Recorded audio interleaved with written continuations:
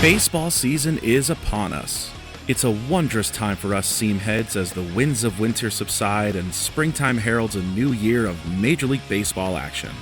After an offseason of big moves and free agent signings, mostly for the Dodgers, every team is gearing up for action in hopes of advancing to the postseason and playing for the most beloved hunk of metal in sports, the World Series trophy. Or, well, most teams are. My two clubs, the Chicago White Sox and Colorado Rockies, are more than likely preparing for another season spent trying to avoid 100 losses for the third straight year. How invigorating.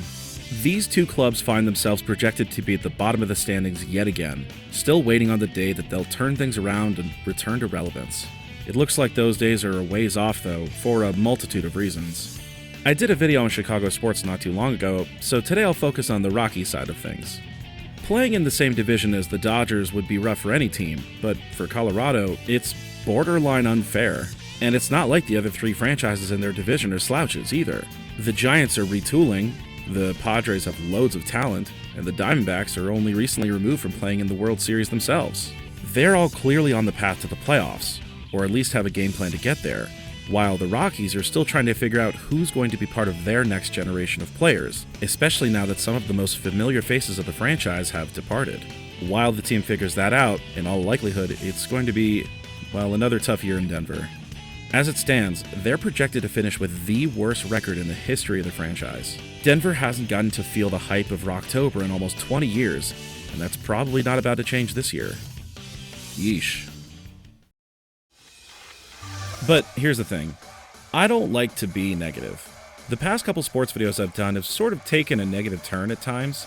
I always try to end positive and be optimistic towards the future, but I don't want to be a Debbie Downer all the time. Sports are meant to be fun, right? I mean, baseball's my favorite sport in the world, and regardless of how bad my teams are, there's always a reason to go down to the ballpark. So let's talk about 9 reasons to watch the Rockies this year. The pitch, line foul down the left field line. Ezekiel Tovar does it. Why 9 instead of the usual 10? Well, it's a baseball video, and 9's a pretty recurrent theme of baseball, Like 9 guys in the field, 9 innings, stuff like that. I don't know, it makes sense to me. Plus, 9's my favorite number, so, whatever.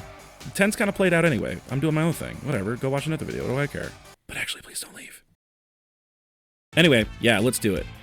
Here are 9 reasons to watch the Colorado Rockies in 2025. Number 1.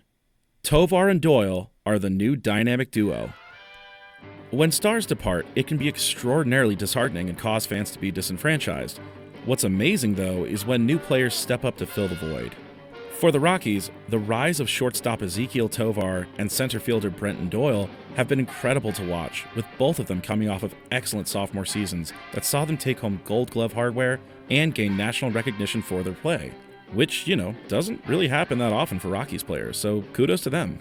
This 1-2 punch at the top of Colorado's lineup is one of the most exciting pairs in the game, and if they can build on last year's groundwork to continue their progression at the plate, they could become one of the fiercest tag teams in all of Major League Baseball.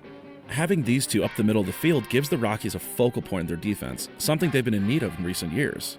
Should these two be able to keep up their great early success, the Rockies may have found the baseball equivalent of the Hardy Boys. Doyle and Tovar are so special because they're legitimately considered some of the absolute finest players at each of their positions. And the thought of the two of them continuing to get better, even more than they have already, should get everybody excited. I mean, imagine the offensive effectiveness of Troy Tulowitzki and Carlos Gonzalez, but with an even higher defensive ceiling. That's pretty sick.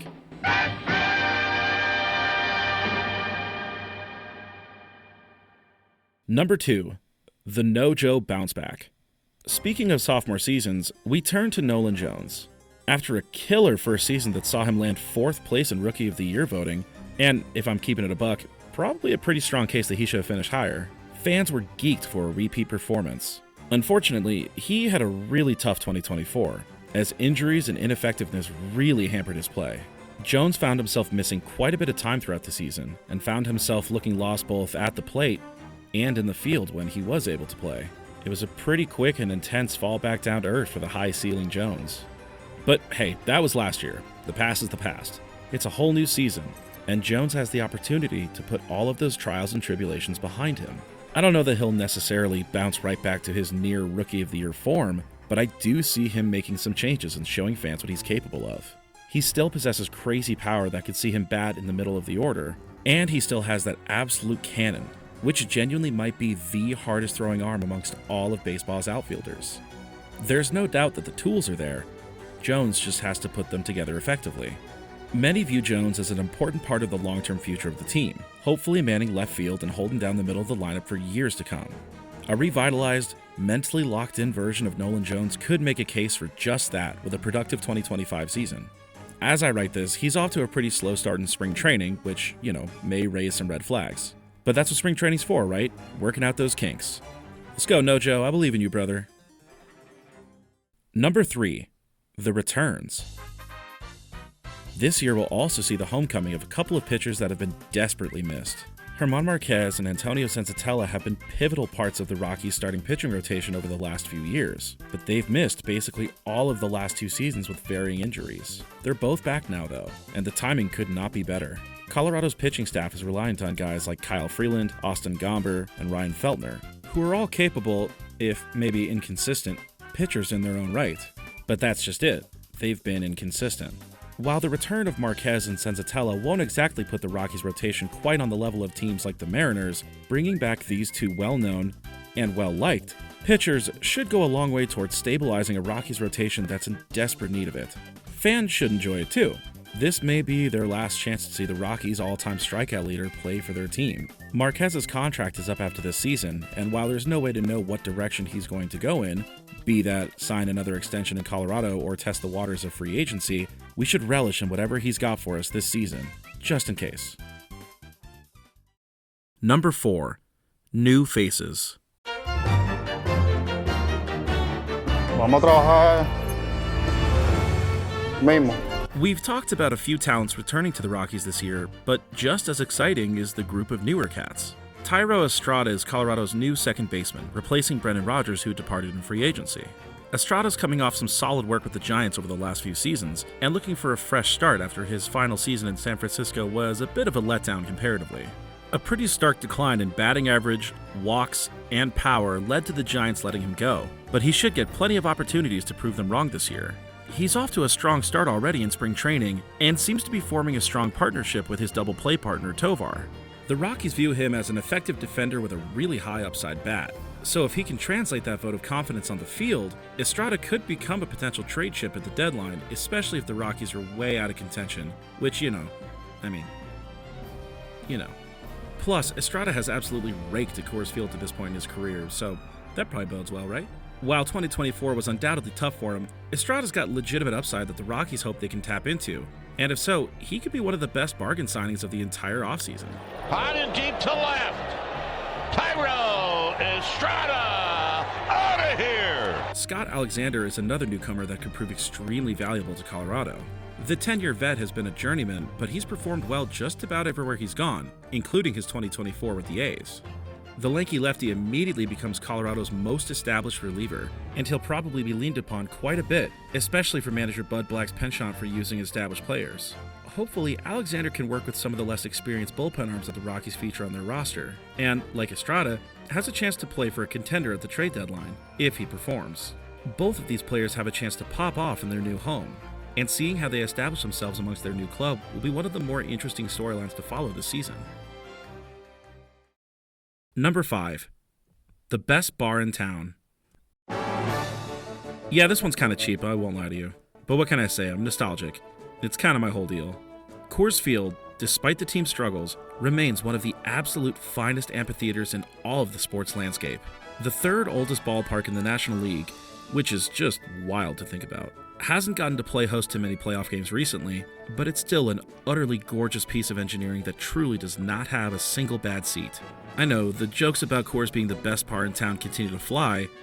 I mean, hell, I just made one. While the Rockies' on-field product struggles to match the park's grandeur, I still think this beautiful venue deserves a shout-out. If for no other reason than it makes the in-person experience halfway worthwhile.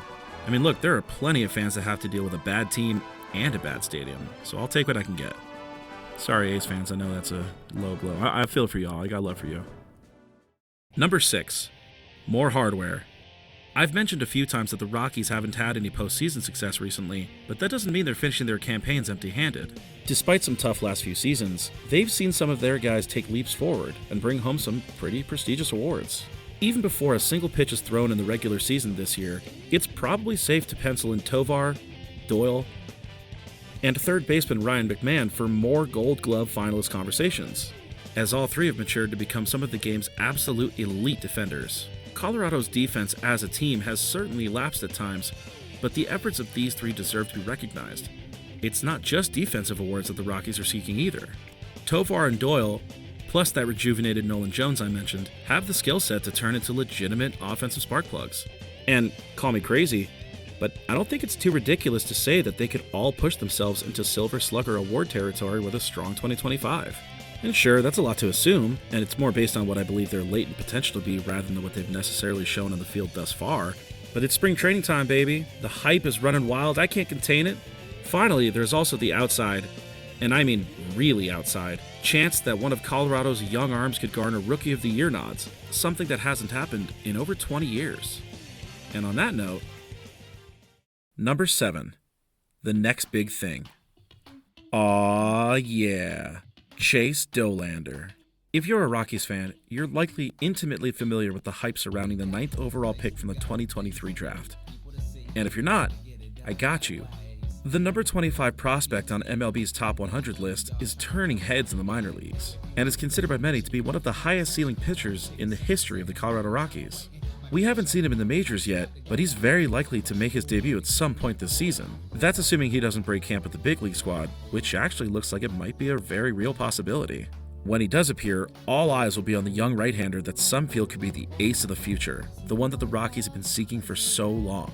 Boasting a heater fastball and a wipeout slider, and then a decent curveball and solid changeup to go along with them, there's a reason that he was considered a higher priority prospect than Paul Skeens at one point. Swing and a miss, and how about Chase Dollander strikes out the side in back-to-back innings. When he does make his debut, he'll of course need some time to get used to Major League hitting, and will no doubt encounter some bumps along the way, but anyone even casually keeping an eye on the Rockies this year will be eagerly awaiting Dollander's first outing in purple. Seriously, we haven't had a pitcher coming through the ranks like this in ever? Get hyped. Number 8. Avoiding the century mark. Again. When you go to the day-to-day operations of the season, the number one goal in the mind of manager Bud Black will be avoiding the century loss mark for the 3rd consecutive year. For 30 years, the Rockies had played baseball in Denver, sometimes very well, sometimes less so, and never crossed that 100 loss threshold. Now, with both of the last 2 seasons having done so, they're going to have to bring their A game if they're going to avoid the dubious distinction of losing that many games yet again. Hopefully the return of those crucial rotation members that I mentioned, and a bounce-back campaign from a hitter or two, like, I don't know, Chris Bryant, will help the team avoid this unwanted milestone. There's not a very realistic chance for them to make a sustained postseason run this season, but at the very least, avoiding triple-digit L's would go towards convincing the fanbase that some improvement is occurring. If you want to look at baseline objectives for this year, that's got to be number 1A. This ball crushed high and deep left field. Take a good look, you won't see it for long. Number 9. It's baseball. Look, the Rockies aren't great. We know that. Still, baseball is baseball, and we can all be happy that we get to watch our team compete day in and day out. Like I said, that luxury is not guaranteed to all fans. A's fans, for real, I got nothing but love for y'all. There are folks that say that they will refuse to watch this team until the ownership sells the franchise, and who no longer support the current regime. That's their decision to make, and I can appreciate that sentiment to a degree, but for me, I'm glad that I can tune in and watch the ascension of exciting young talent like Dollander, Gabriel Hughes, Brenton Doyle, Ezequiel Tovar, Nolan Jones, Drew Romo, and others.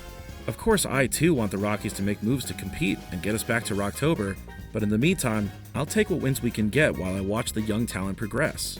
Is that too low a bar? I don't think so. There's always reasons to tune in to watch your favorite team, and those are mine. I'll see y'all at the ballpark. It should be. Cave tagging. Catch made by Piles. They'll never get him. Rockies win it. Brett Doyle. Thank you so much for watching this as always. I appreciate all of your support. Feel free to check out some other stuff on my channel, such as my videos about Chicago sports if you want to, hear some more about bad teams. Or you can check out my videos on music and movies and other stuff. Also, because this is a Rockies video, special shout out to Purple Row. I've been a member of their staff for the last 5 seasons and post a weekly rock pile as well as a weekly game report. If you're interested in Rockies news, updates, articles, and opinions, I can genuinely say that these guys are amongst the most knowledgeable and nicest people that I've ever met. So feel free to check out the site. Anyway, thank you very much for watching. I'll see you in the next one, and bye!